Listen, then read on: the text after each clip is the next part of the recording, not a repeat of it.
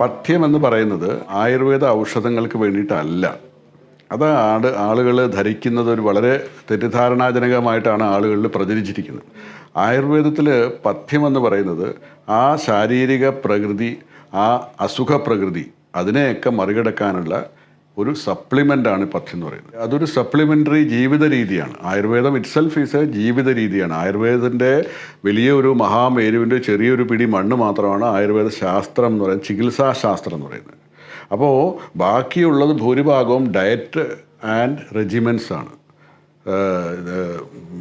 ദിനചര്യയും ഋതുചര്യയും. ഈ ചര്യയൊക്കെ ഉണ്ടെങ്കിൽ അസുഖം വരാതിരിക്കാനുള്ള വഴികളാണ് 99% ഉള്ളത്. ബാക്കി 1% ഉള്ളൂ ചികിത്സാശാസ്ത്രം എന്ന് പറയുന്നത്. ആയുർവേദ നേത്ര ചികിത്സ ചെയ്യുമ്പോൾ പ്രധാനമായിട്ടും നമ്മൾ സംരക്ഷിക്കേണ്ട ഒരു കാര്യം ശരീരത്തിൻ്റെ അമ്ലത കൂട്ടുന്ന കാര്യങ്ങൾ ഒഴിവാക്കുക. ഈ അമ്ലത കൂട്ടുന്ന കാര്യങ്ങൾ ഒഴിവാക്കുന്നത് ഒരുപാട് കാര്യങ്ങൾക്ക് സഹായകമാണ്. Right from your stomach. വയറ് അസിഡിറ്റി കുറഞ്ഞിരിക്കണമല്ലോ. pH ഇല്ലേ, pH 7 എന്ന് പറയുന്നത് താഴോട്ട് വരുന്നതോറും അസിഡിക് ആവും, മേലോട്ട് പോകുന്നതോറും ആൽക്കലൈൻ ആവും. അപ്പം നമുക്ക് വേണ്ടത് pH മെയിൻറ്റെയിൻ ചെയ്തിട്ടുള്ള ഭക്ഷണ രീതിയാണ്. അപ്പോൾ ഉപ്പ് കുറയ്ക്കുക, എരിവ് കുറയ്ക്കുക, സ്പൈസി ആയിട്ടുള്ള കാര്യങ്ങൾ കുറയ്ക്കുക, ഫ്രൈ ചെയ്തിട്ടുള്ള കാര്യങ്ങൾ കുറയ്ക്കുക. ഫ്രൈ ചെയ്തിട്ടുള്ള കാര്യം ഒട്ടും ആശാസ്യമല്ലെന്നാണ് പുതിയ പഠനങ്ങളും തെളിയിക്കുന്നത്, ഇല്ലേ? ഇപ്പോൾ ആൻറ്റി ഓക്സിഡൻസ് ഒക്കെ ചെയ്യുമ്പോൾ പ്രത്യേകം പറയുന്നതാണ് ഫ്രൈസ് ഒഴിവാക്കൂ. അപ്പോൾ അതുപോലെ തന്നെയുള്ളതാണ് ശരീരത്തിനെ ശോഷിപ്പിക്കുന്നതാണ് ഉപ്പ്. ഉപ്പ് കൂടുതലായി കഴിഞ്ഞാൽ ശരീരത്തിന് നുലവ് വരുത്തും. നുലവെന്ന് പറഞ്ഞാൽ ഡൈല്യൂട്ട് ചെയ്യും ശരീരത്തെ. അത്യാവശ്യമാണ്, അതൊരു എനർജി ടാങ്കാണ്. പക്ഷേ അതിനെ നമ്മൾ അതിന് വിട്ട് വിടാൻ പാടില്ല. അതുപോലെ മുളക്, എരിവ് കലകളെ അത് നശിപ്പിക്കും, വയറിൻ്റെ കലകളെ നശിപ്പിക്കും. അപ്പോൾ അവിടെയാണ് നമ്മൾ ഈ കുരുമുളകിൻ്റെ എരിവിനൊരു പ്രാധാന്യം പറയുന്നത്.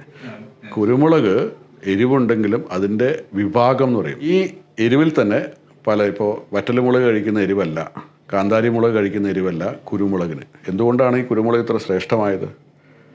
അത് ആദ്യകാലത്ത് ലോകം മുഴുവൻ ഇത് അറിഞ്ഞതുകൊണ്ടാണ് ഈ കുരുമുളക് ഇത്രയധികം ഇതല്ലേ ബ്ലാക്ക് ഗോൾഡ് എന്ന് അറിയപ്പെടുന്നത്, ഇത്ര വാല്യൂ ഉള്ളത്. ഈ കുരുമുളക് കഴിച്ചാൽ നമ്മുടെ കലകൾ ചീത്തയാവുന്നില്ല. ഈ കുരുമുളക് കഴിച്ചാൽ നമ്മുടെ ലിവർ ചീത്തയാവുന്നില്ല. കാരണം കുരുമുളകിൻ്റെ വിഭാഗം, അതായത് ശരീരത്തിനകത്ത് ചെന്നിട്ടുണ്ടാകുന്ന ട്രാൻസ്ഫോർമേഷൻ മധുരമാണ്, എരിവല്ല. അതാണ് അതിൻ്റെ വ്യത്യാസം. അപ്പോൾ ഈ കുരുമുളകിൻ്റെ ശ്രേഷ്ഠത അത് തന്നെയാണ്. ഇതെല്ലാം പോയിട്ട് രസവീര്യ വിഭാഗം എന്ന് പറഞ്ഞൊരു സാധനമാണ് ഈ പറയുന്നത്. രസം എന്താണ്? എരിവ് രസം. വീര്യം എന്താണ്? ചൂട്, ഉഷ്ണം, തണുപ്പ്. വിഭാഗം എന്താണ്? അത് കുരുമുളകിന് അത് മധുരമാണ്. മറ്റേ മുളകിന് എരിവ് തന്നെയാണ്. കടു തന്നെയാണ്. കടുവെന്നാണ് സംസ്കൃതത്തിൽ എരിവിന് പറയുന്നത്. അപ്പോൾ ഈ ഒരു ഡിഫറൻസ്, ഇതെല്ലാം കൂടാതെ ഒരു നാലാമതൊരു പൊട്ടൻഷ്യൽ കൂടെ പറയുന്നുണ്ട്, പ്രഭാവം. ഇനി ഇതൊക്കെ തന്നെ ആയിക്കോട്ടെ, ഇതിന് ചിലപ്പോൾ എരിവും ഒക്കെ ആയിരിക്കും, ചൂടും ഒക്കെ ആയിരിക്കും. പക്ഷേ അതിനൊരു പ്രഭാവമുണ്ട്. ആ പ്രഭാവം എന്ന് പറയുന്നത് ശരീരത്തിന് ദോഷം ചെയ്യാത്തതാണ്. എന്ന് പറഞ്ഞാൽ അതൊരു ശ്രേഷ്ഠമായിട്ടുള്ള ഔഷധമായി മാറി. അപ്പോൾ ഇങ്ങനെയുള്ളൊരു അനാലിസിസ് പണ്ടേ ചെയ്തു വെച്ചിട്ടുണ്ട്, വർഗീകരണം ചെയ്തു വെച്ചിട്ടുണ്ട്. ആഹാരം ഏതൊക്കെ രീതിയിലാണ് നമുക്ക് വേണ്ടത്, ഏത് രീതിയിലുള്ള ആഹാരം ഏത് തരക്കാർ കഴിക്കണം, ശരീരത്തിൻ്റെ പ്രകൃതം. ഒരാൾ മെല്ലിച്ചിരിക്കുകയാണ്, അയാൾ നല്ല അത്ലറ്റാണ്, അയാളുടെ ബോണിന് നല്ല കട്ടിയുണ്ട്, ആൾക്കാരില്ലേ ബോൺ സ്ട്രോങ് ആയാലും അങ്ങനെ ഇങ്ങനെ ഒടിയത്തില്ല എന്നവർക്ക്, ഹീസ് എ വാദ പ്രകൃതി. ഒരാൾ നല്ല ഒരുവിധം ബിൽട്ടാണ്, നല്ല സ്ട്രോങ് മസ്കുലേച്ചറും മാസ്കുലൈൻ, നല്ല ഹൈറ്റും ഇതൊക്കെ ആയിട്ട് നല്ല ആക്റ്റീവാണ് ഇയാൾ. ഏത് നേരവും നിരന്തരം ഇയാളിങ്ങനെ പോരാടിക്കൊണ്ടിരിക്കുന്ന ഒരു വർക്കഹോളിക്. അത് പറയുന്നത് അത് പിത്തപ്രകൃതിയാണ്.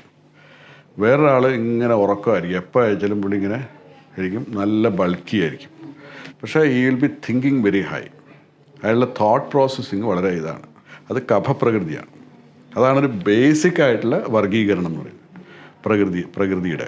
അപ്പോൾ വാദം, പിത്തം, കഫം, ഇതിൻ്റെ കോമ്പിനേഷൻസാണ് സകല ജീവികൾ. നമ്മളെന്ന് വെച്ചാൽ നമ്മളും ആനയും കുതിരയും ഒക്കെ പറയുന്ന ഈ അശ്വായുർവേദം, ഗജായുർവേദം എന്നൊക്കെ പറയുന്ന എല്ലാം ഇത് തന്നെയാണ് പ്രിൻസിപ്പിൾ. അപ്പോൾ മനുഷ്യർ ഈ വർഗത്തിലാണുള്ളത്. അപ്പോൾ നമ്മൾ പൊതുവേ പിത്തവാദ പ്രകൃതക്കാരാണ് ഇവിടെയൊക്കെ ഉള്ളവർ. യൂറോപ്പിലൊക്കെ ഉള്ളത് കുറേയും കൂടെ കഫവാദം അല്ലെങ്കിൽ കഫപിത്തം ആ പ്രകൃതമാണ്. നമ്മളിലുള്ള കഫ പിത്ത പ്രകൃതക്കാരൊക്കെയാണ് നമ്മൾ തിങ്ക് ടാങ്ക്സ് എന്നൊക്കെ പറയുന്നത്.